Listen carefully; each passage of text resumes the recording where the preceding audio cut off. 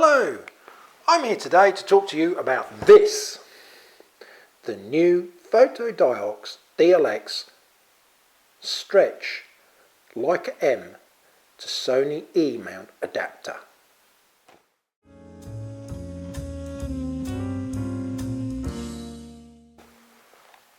With a retail price of approximately $150 US, you may be asking yourself, why do I need this? What does this do that my $15 eBay adapter can't? Well, let's talk about rangefinder lenses to start with. Now, this is a 35mm f2.5 Voigtlander Color lens. Huge title, eh? Catchy, not. Anyway, what a lot of people don't realise if they've not used rangefinder lenses before is that the minimum focusing distance on these babies isn't that great. For example, this one, the minimum focusing distance is 0.7 of a metre or 70 centimetres.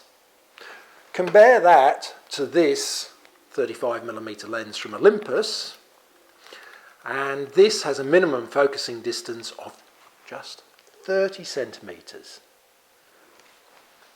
So what you say, don't really need close focusing on a wide angle. Well, let's look at it in some perspective.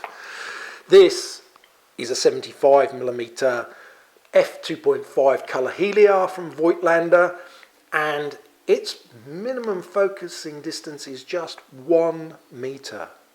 Yes, 1 metre. What does that mean in real terms? Well, in real terms, this means that when you take a portrait of somebody, you're taking a portrait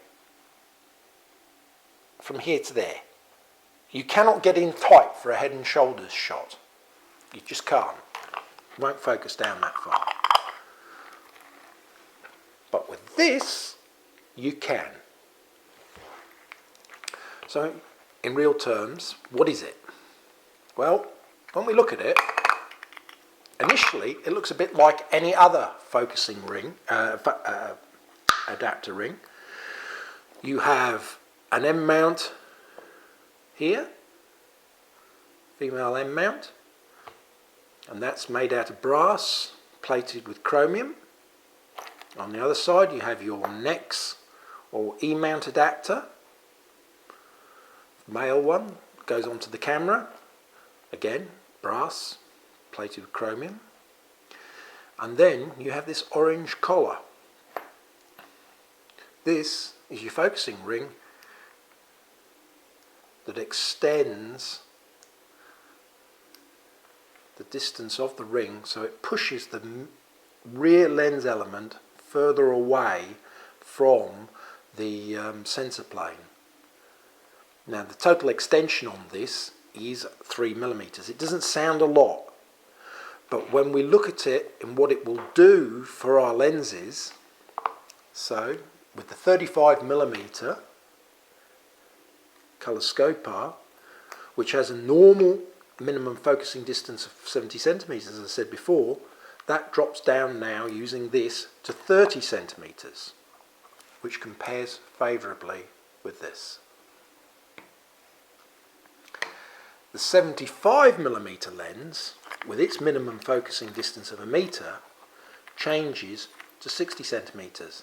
That means you can get a nice head and shoulders shot. And this is a lovely portrait lens used like that.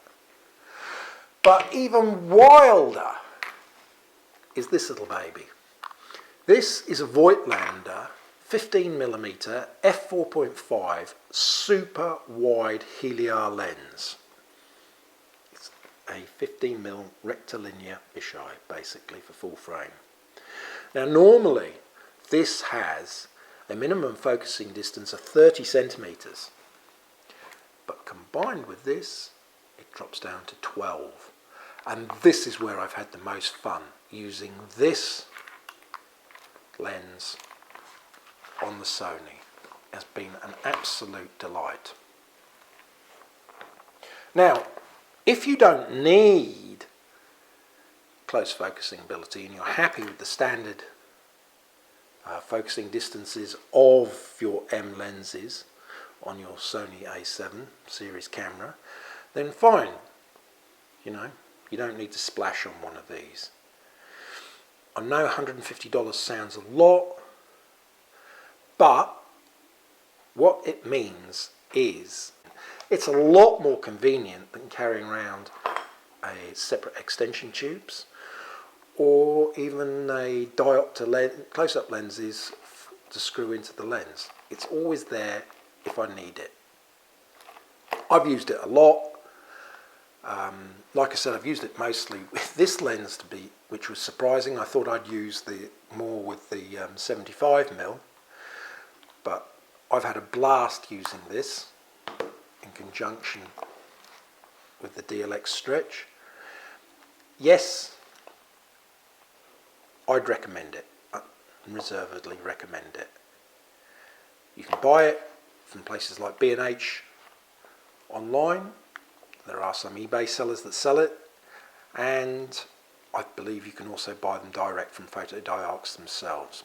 At $150 for what it offers, I think it's a bit of a steal. Your mileage may vary, of course. I hope you found that informative.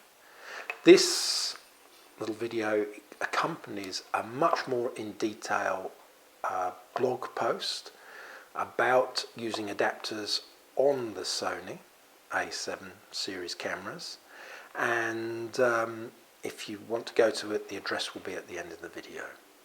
Thank you for watching.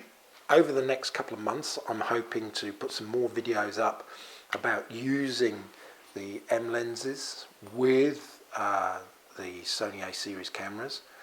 It's not as straightforward using rangefinder lenses with a mirrorless camera such as the Sony A7 for a number of reasons. My blog post goes into that, and so what I hope to be doing over the next couple of months is showing you how you can get round some of the problems that do go with them.